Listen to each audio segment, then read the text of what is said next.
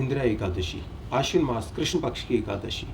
श्री युधिष्ठिर बोले कि हे भगवान, अब आप कृपा पूर्वक आश्विन मास के कृष्ण पक्ष की एकादशी की कथा को कहिए।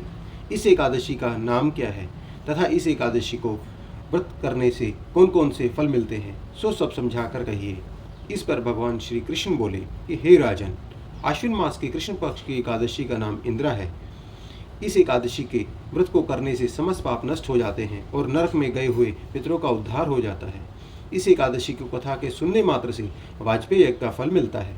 प्राचीन सतयुग में महिष्मती नाम की नगरी में इंद्रसेन नाम का एक प्रतापी राजा राज्य करता था। वह पुत्र, पौत्र, धन धान्य आदि से पूर्ण और सदैव शत्रुओं का नाश करने वाला था। एक समय राजा अपनी सभा में सुखपूर्वक बैठा था। महर्षि नारद जी आकाश मार्ग से उतरकर वहां आए। नारद जी को देखकर राजा अपने आसन से उठा और अर्घ आदि से उनकी पूजा करके आसन दिया। महर्षि नारद बोले कि हे राजन, आपके राज्य में सब कुशल है।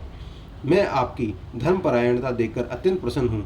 तब राजा बोला, हे महर्षि, आपकी कृपा से मेरे राज्य में सब कुशल पूर्वक है तथा आपकी कृपा से मेरे समस्त यज्ञ कर्म आदि सफल हो गए हैं। हे देव, अब आपकी क्या आज्ञा है। इस पर नारद जी बोले कि हे राजन, मुझे एक महान आश्चर्य हो रहा है कि मैं एक समय ब्रह्मलोक से यमलोक को गया। उस समय यमराज की सभा के मध्य में तुम्हारे पिता को मत देखा। तुम्हारे पिता महान ज्ञानी, ध्यानी तथा धर्मात्मा थे।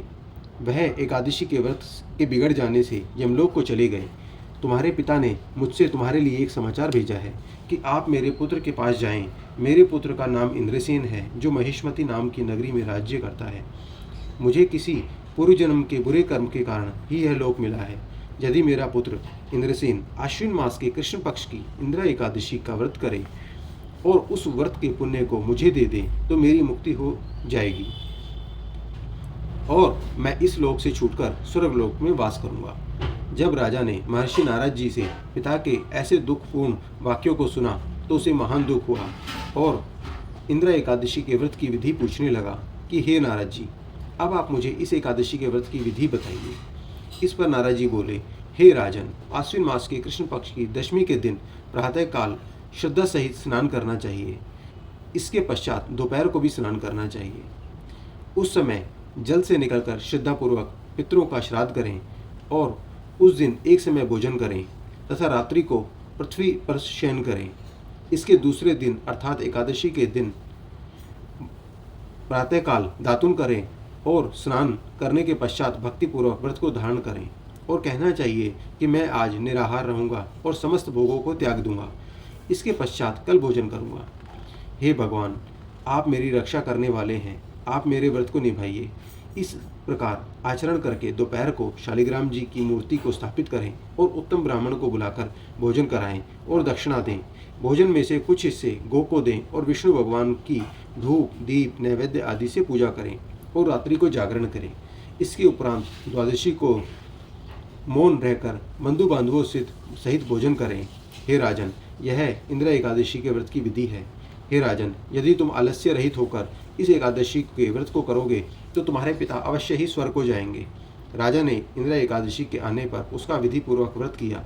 बंधु बांधव सहित इस व्रत को करने से आकाश से पुष्पों की वर्षा हुई और राजा का पिता यमलोक को से रथ में चढ़कर स्वर्ग को गया। राजा इंद्रसेन भी इस एकादशी के व्रत के प्रभाव से इस लोक में सुख भोग कर अंत में स्वर्गलोक हो गए।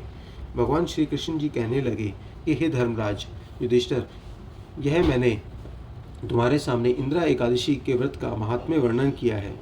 इस एकादशी के व्रत की कथा को पढ़ने व सुनने मात्र से ही समस्त पाप नष्ट हो जाते हैं और अंत में मनुष्य स्वर्गलोक में जाकर वास करता है। बोलो ओम नमो भगवते वासुदेवाय। ओम नमो भगवते वासुदेवाय।